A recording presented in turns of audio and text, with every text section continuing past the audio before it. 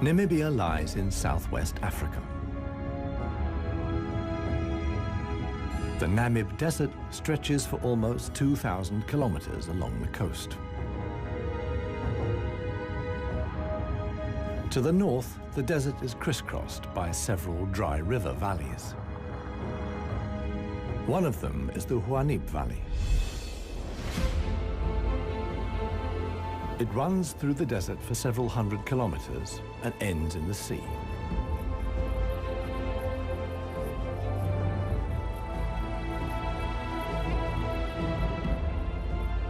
Water flows here once, at most twice a year. Only deep-rooted plants like anna trees can survive here. Only here, within the valley, can mammals exist in the long term. It is the home of the desert elephants.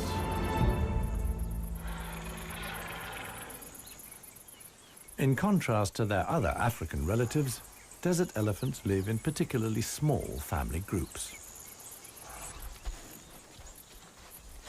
They are so rare and their way of life is so special that they're under the constant supervision of scientists who've also given the elephants names.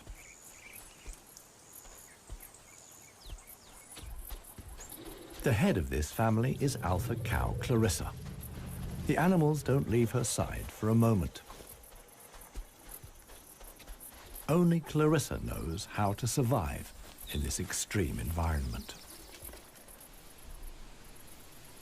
The shoots of the anna tree are now ripe.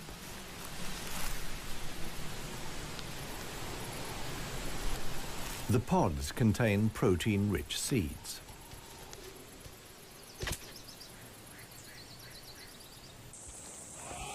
Clarissa has known every one of these trees since her childhood.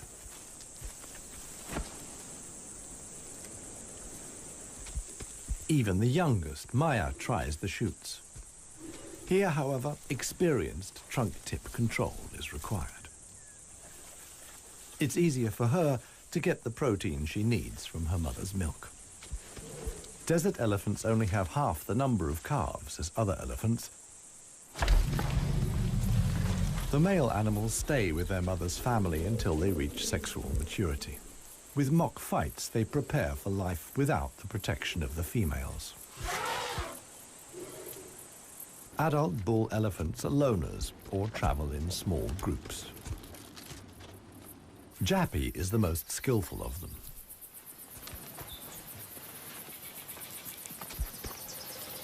His younger brother watches enviously as Jappy brings down apparently unreachable branches from the tree.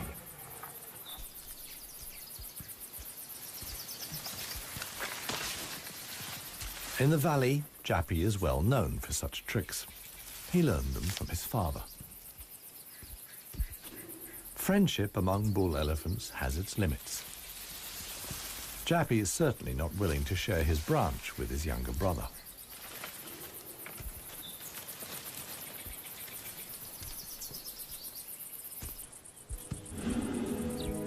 Their father, One Tusk, is now nearly 60 years old. His trademark is the missing right tusk, lost long ago in a hierarchical battle. For years, he was the undisputed king of the Huanib. Now he lives in seclusion. One Tusk's legs are weak. He can no longer keep up. The aging bull is already being watched by a male jackal, which lives in the Huanib Valley with its partner. Jackals mostly hunt smaller animals, but they wouldn't turn their noses up at a dead elephant.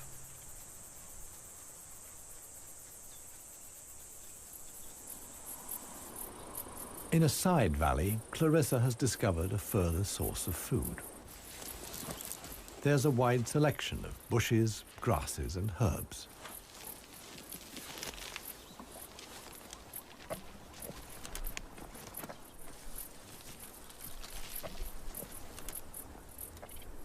The elephants' climbing skills far surpass those of their savanna-dwelling relatives.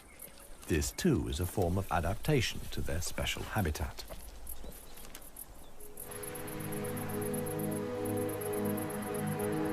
Old One Tusk has at last reached one of the anna trees in the Huanib Valley. But Clarissa and co haven't left very much for him to eat. He desperately searches for something edible in the remnants. In vain.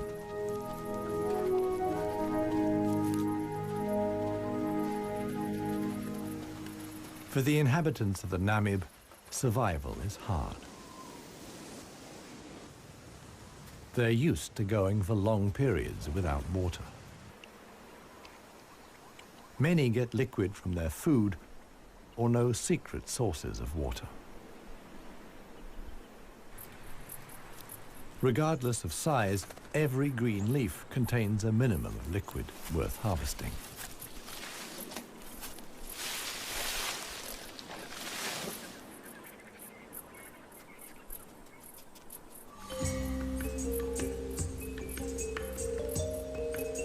Outside the dry river valleys, there is scarcely any vegetation. Here, only extreme specialists survive. The Namib desert beetle is no bigger than a fingernail. As all animals, it depends on water for survival and has developed a special strategy.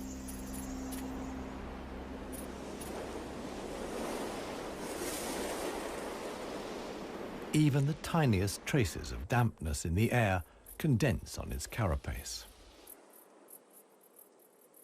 In time, a drop forms, which then flows directly into the beetle's mouth.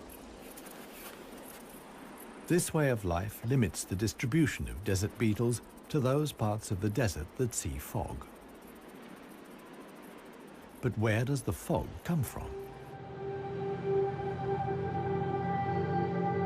The Namib is one of the few deserts in the world that stretch to the sea. The cold Benguela current from the Antarctic cools the seawater to a temperature of 12 degrees Celsius.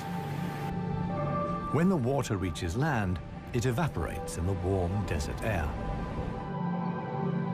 Around 200 days a year, the desert is wreathed in mist, which sometimes extends hundreds of kilometers inland into the dry river valleys.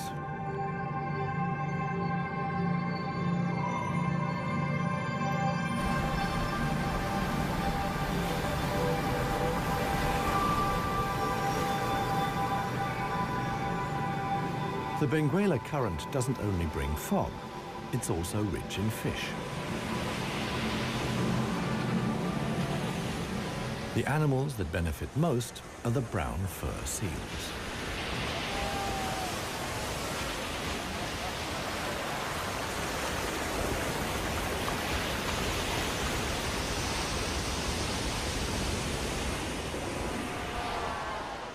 Their colonies are often home to 100,000 animals.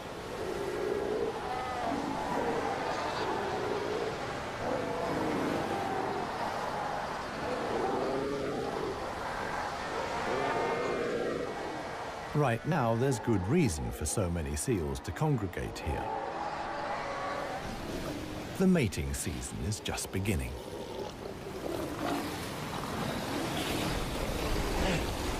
Everywhere, bulls are fighting for the right to mate.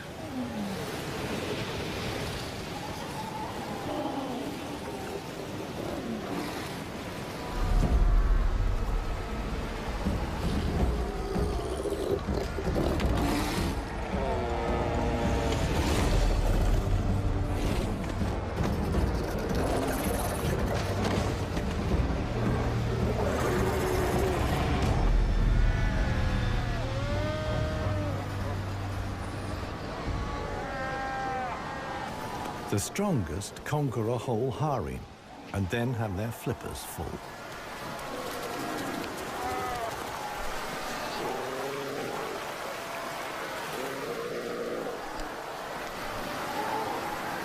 After mating, the males disappear into the sea. they're not involved in bringing up the young. The fog sometimes penetrates as far as the Huanib Valley.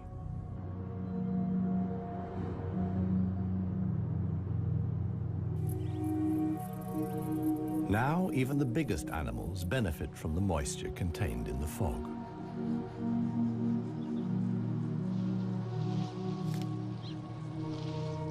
Jappy and his brother can take on a lot of liquid from the drops of dew on the plants they eat.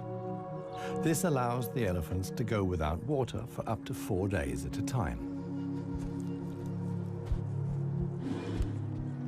The pair are still on the move together. This will soon change.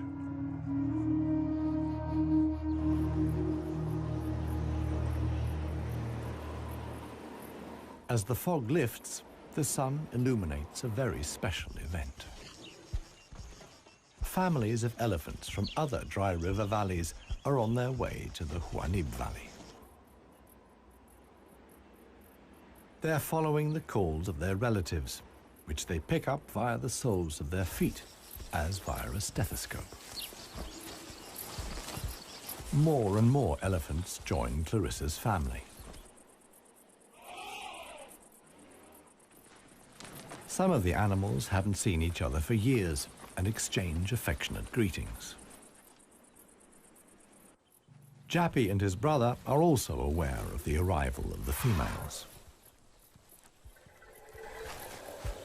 When it comes to attracting a cow, in a flash, companions become rivals.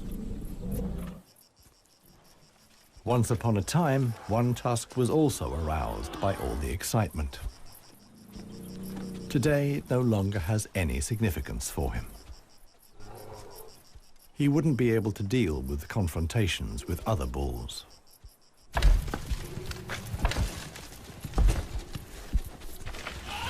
His sons and grandsons, on the other hand, are very excited.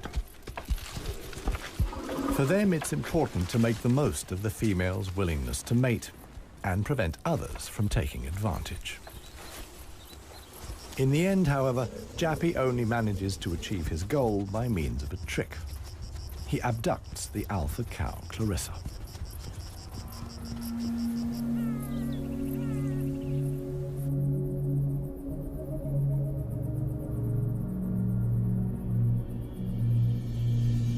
While many of the inhabitants of the valley spend the night hours asleep, this is the time of the real desert dwellers.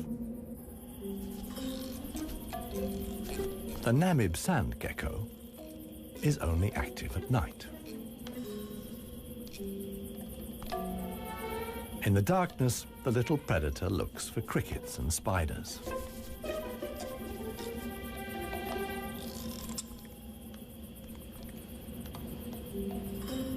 Like a frog's, its toes are webbed. This enables the lizard to seemingly fly across the dunes without sinking into the sand.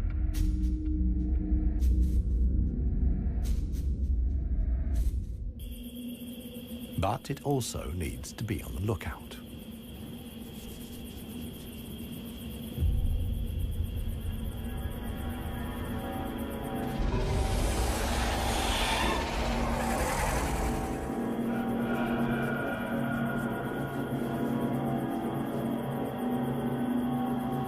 A sidewinding adder.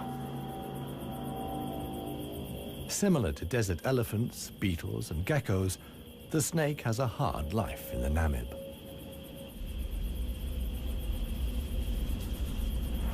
It has to hunt successfully to survive.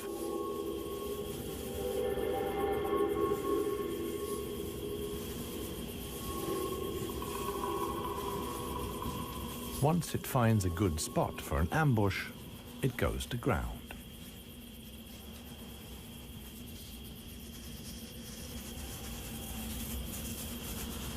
The snake is a predator that lies in wait for its prey, relying completely on its camouflage.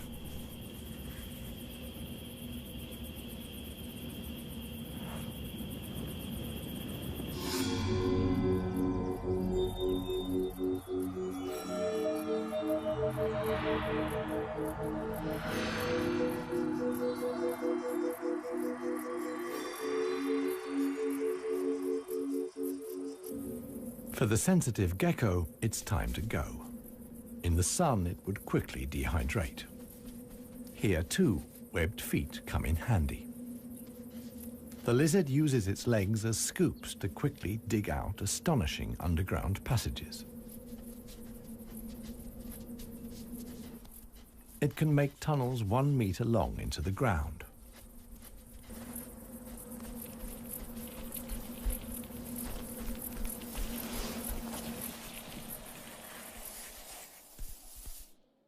Here, it's safe. Up at ground level, another gecko isn't in quite such a hurry. With good reason. The fog is coming.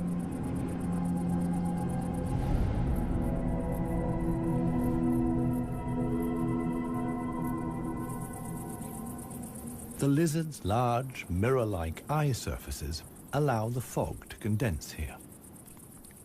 At last, water.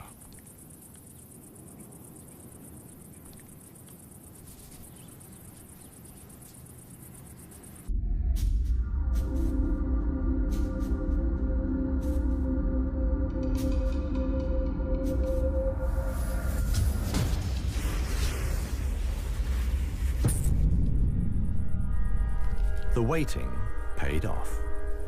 This morning, the sidewinding adder can have breakfast and get some liquid into the bargain.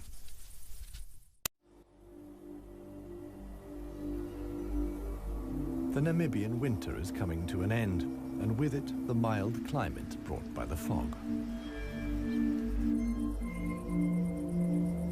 Relentless heat descends on the Huanib Valley. 40 degrees Celsius in the shade. This is approaching the limit for even Clarissa's family.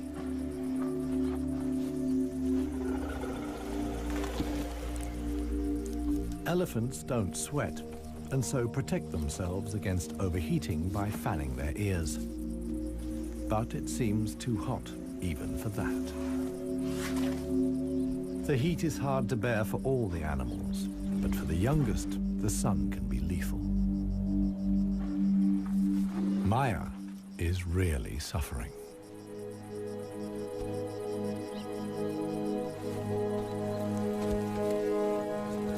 One tusk mobilizes all his efforts for one last attempt at an anna tree. But he no longer has the strength. Exhausted, he withdraws to the shade. During his long life, his legs have carried him more than 400,000 kilometers. As with most bull elephants, the last few steps he will take alone. Despite the heat, Clarissa can't afford to take a break. She urges her family to move on. Desert elephants have to spend up to 20 hours a day eating 200 kilos of plant material.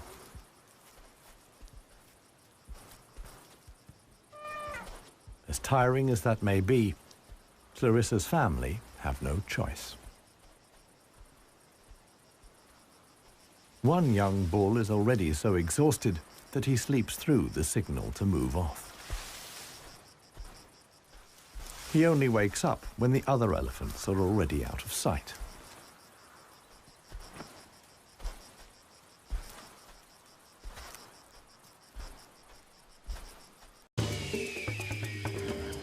This show was created for you and your family to watch together.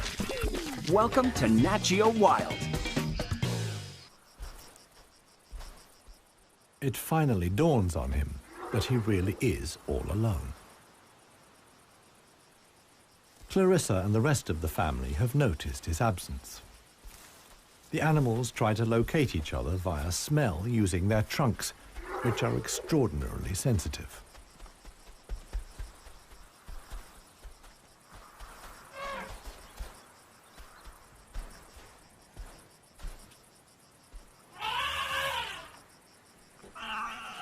In the end, it's Maya who gives the decisive call. Now the straggler knows which way to go.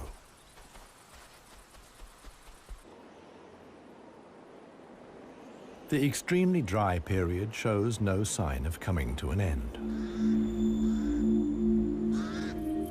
1 week later, the heat and the elephants have combined to decimate the plant life in the Huanib Valley. Vultures take up positions on the trees on the edge of the valley. Their time will come when the other animals can find nothing more to eat.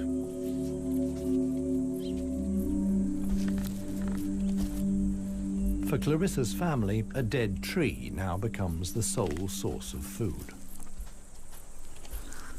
In the desert, a tree of this size takes years to break down. And it's the elephants that turn it into food again for the other animals. They themselves only use 60% of what they eat. The rest they excrete undigested. In this way, they distribute seeds, like those of the anna tree. Some animals, like the helmeted guinea fowl, take the majority of their food from what the elephants deposit. In times of scarcity, even the Huanib Valley baboons look for something edible in the elephant's dung.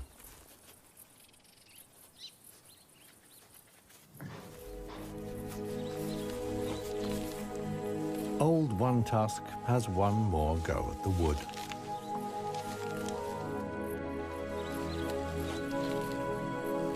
But elephant molars only grow back 6 times.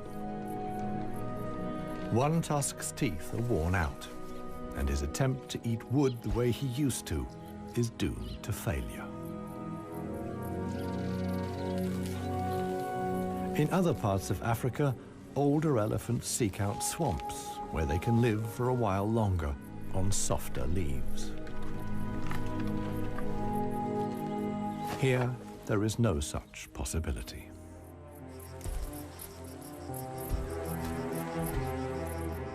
For Clarissa, too, the situation is becoming threatening. She and her family must leave the valley and seek food and water elsewhere. Other families join the trek. Only Clarissa's knowledge of hidden water sources can save them now.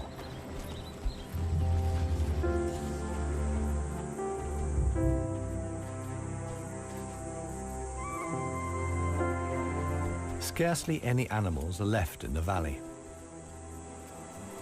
Even the jackals are leaving.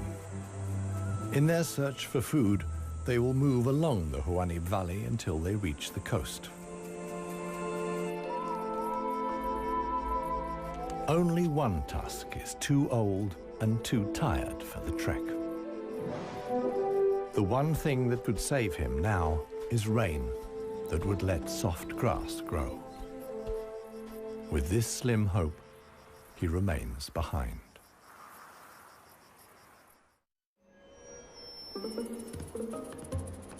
The Namib desert beetle is also looking for something to eat.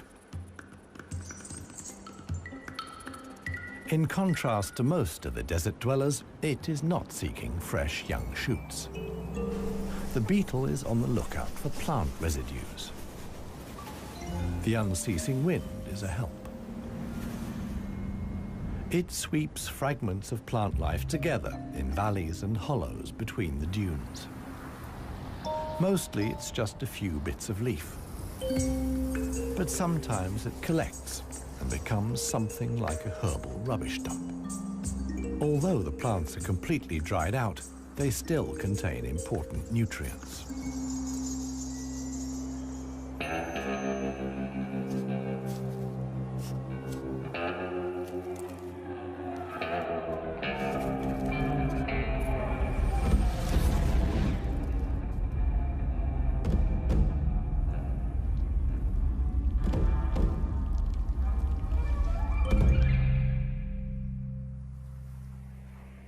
The Namakwa chameleon is one of the most dangerous hunters in the Namib desert.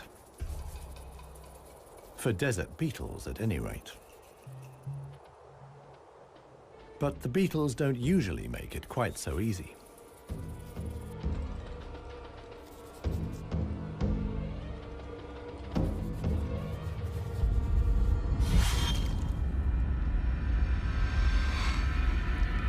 The beetles aren't only full of protein, but also provide essential liquids for the lizard.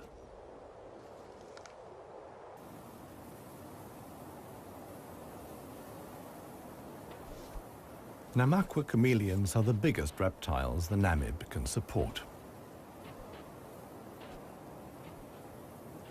In contrast to the mammals, they can't undertake long migrations to look for food and water.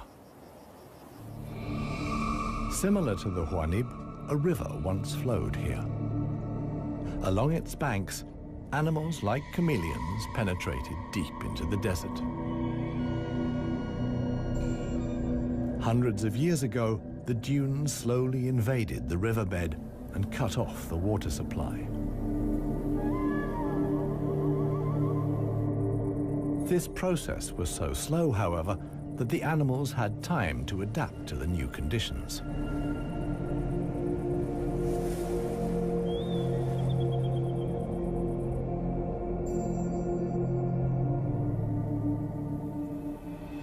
The mammals didn't need such a long period of adaptation. Their ability to migrate over long distances enabled them to conquer the desert much more quickly. The pair of jackals will soon reach the coast.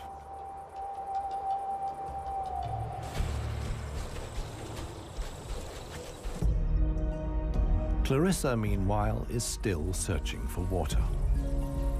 Little Maya is already exhausted.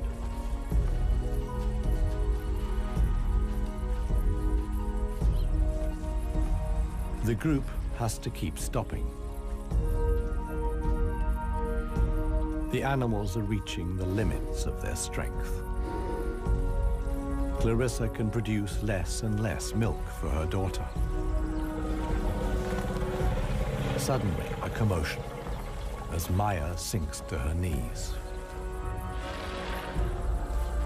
But Clarissa urges her offspring onwards. It is their only chance.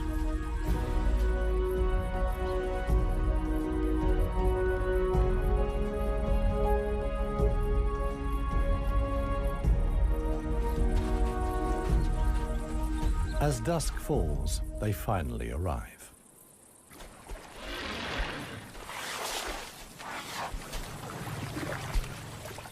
Thanks to Clarissa's knowledge, there's something to drink at last.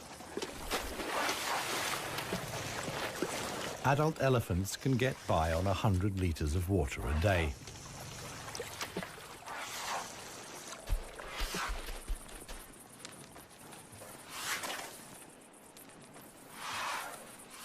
The subsequent dust bath serves to protect the elephant's skin from the relentless sun. The trek to the next source of food is long. The following morning, Clarissa will move on.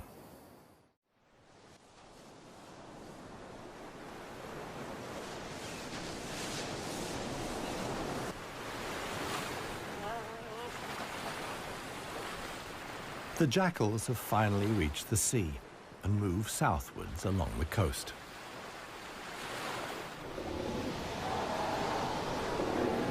The new generation of brown fur seals is just arriving. Many of the mother animals are heavily pregnant. This young mother hasn't long to go.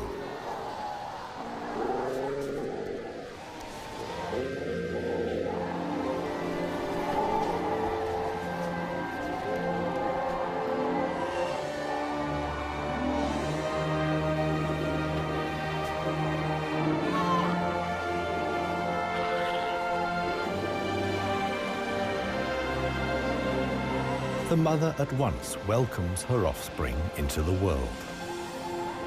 Each voice and scent is as unique as a fingerprint. The ritual creates an unbreakable bond between mother and pup.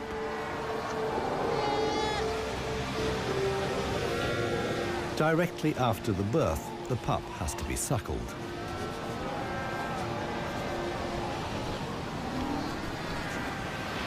The newborn is a little clumsy.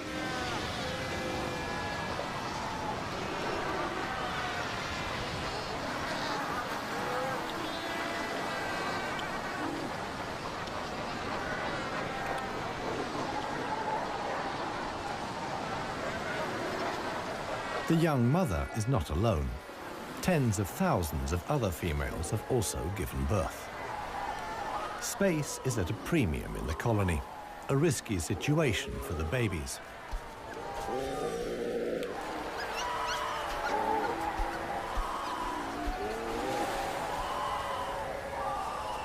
To minimize the danger, the seals organize a kindergarten. Many of the mother animals leave their newly born pups here.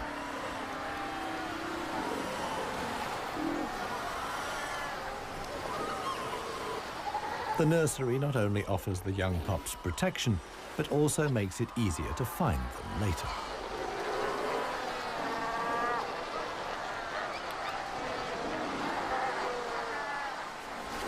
The mother seals have to go out hunting every day to make sure their milk is nutritious enough for the young.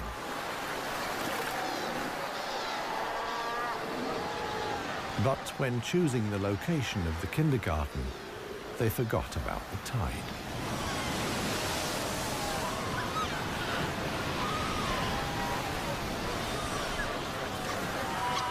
The pups fight desperately against the onslaught of the waves. The baby is washed out to sea, along with the other newborn seals.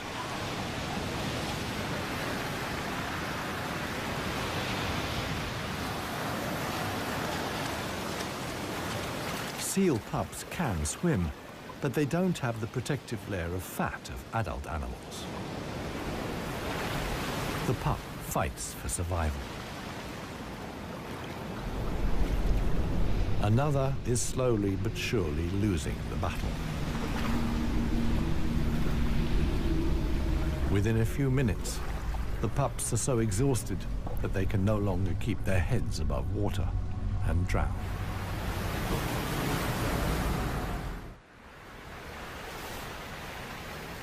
The next morning reveals how great the danger posed by the sea is for the seal pups. The shore is full of little corpses, washed up by the tide.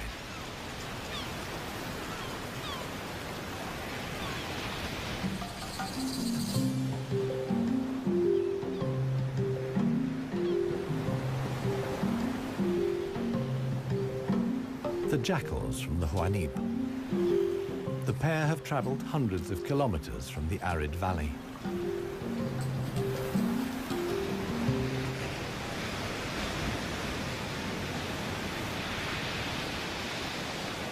The seal colony is now their only chance of food. Jackals aren't choosy. For them, eating carrion is nothing unusual.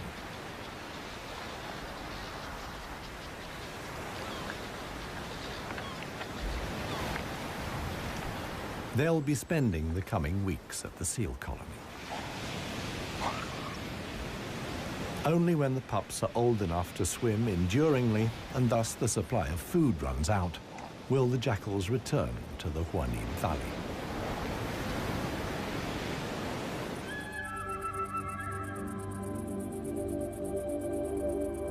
It's not only the jackals that undertake such long treks.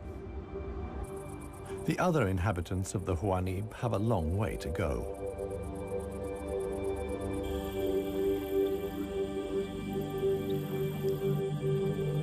An oasis hidden deep in the desert.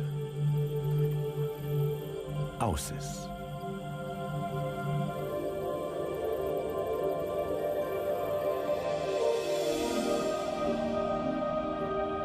It lies like an emerald in the middle of the desert.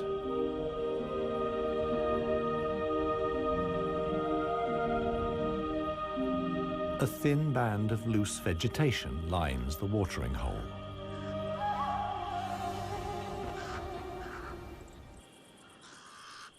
The pied crows are getting worked up about something. Visitors. Big visitors. the legendary desert lions. Desert lions are so unbelievably rare that scientists have fitted them with transmitter collars so that the big cats can be monitored and protected.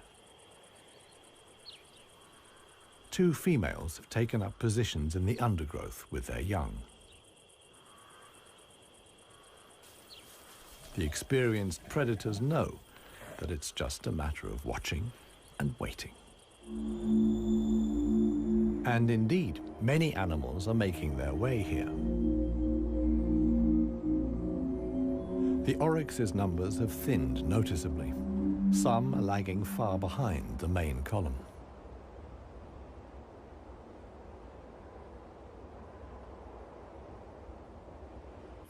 After more than 10 days' trek, the first animals finally reach the source. Cautiously, they approach the steep bank. They're in danger of sinking into the soft ground.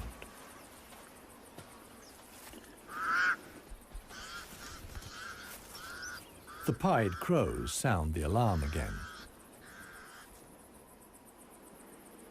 The lioness's patience has been rewarded. They've caught one of the stragglers. One lioness keeps the oryx in check on the ground. The hunting lioness is completely exhausted. Fighting the antelope has taken the last of her strength.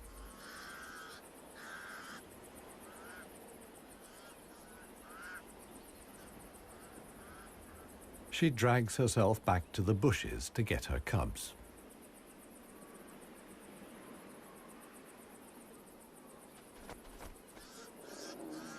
The other lioness keeps the pesky crows at bay.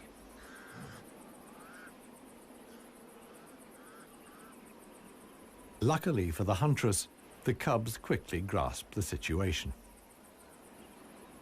They can hardly wait to get their teeth into some fresh food. All the animals here are fighting for survival. The lionesses won this round. They've enough food now to last the coming weeks.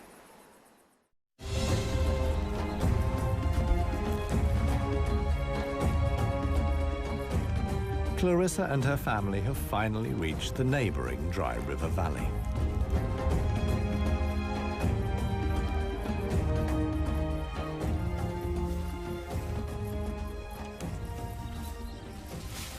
The experienced cow knew instinctively that in times of drought, there was some precious greenery here to feed on. The exhausted animals can at last fill their stomachs again.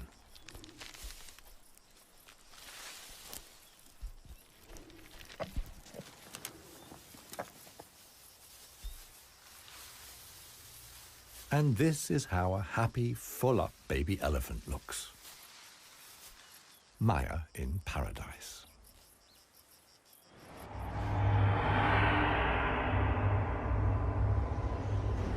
A strong wind blows in from the coast, and sandstorms form in the hinterland.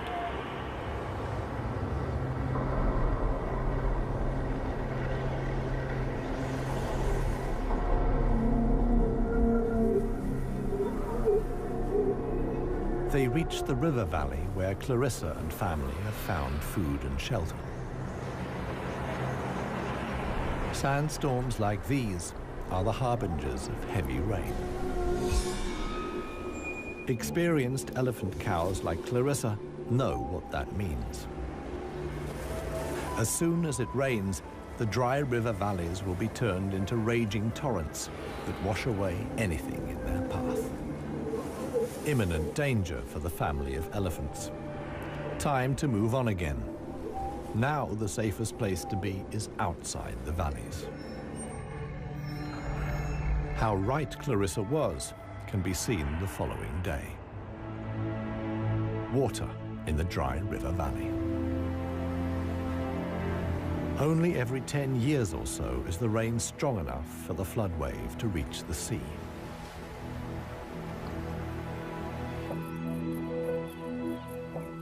Just a few days later, the first green shoots begin the transformation of the dry river valleys.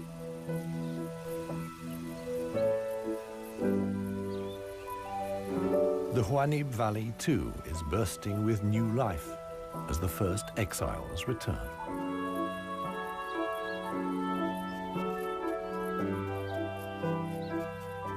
For one animal, however, the rain came too late. Old One Tusk succumbed to hunger before the first drops fell. The jackals find his body on the edge of the valley.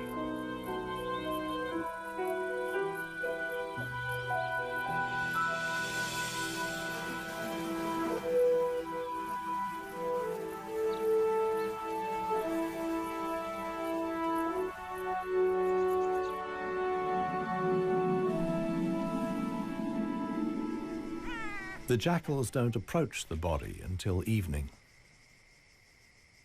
And thus, the circle of life is complete. The next morning, long unheard calls echo through the valley.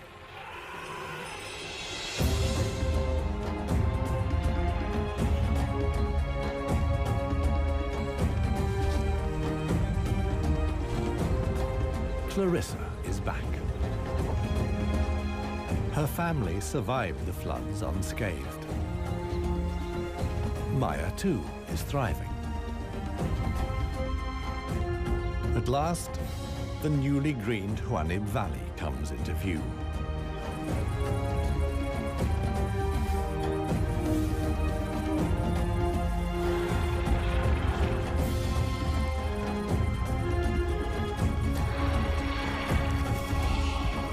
Clarissa's family is home again.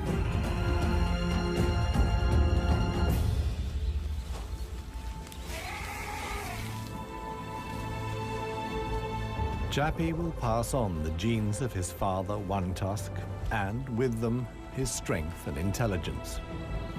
Clarissa is pregnant with his baby.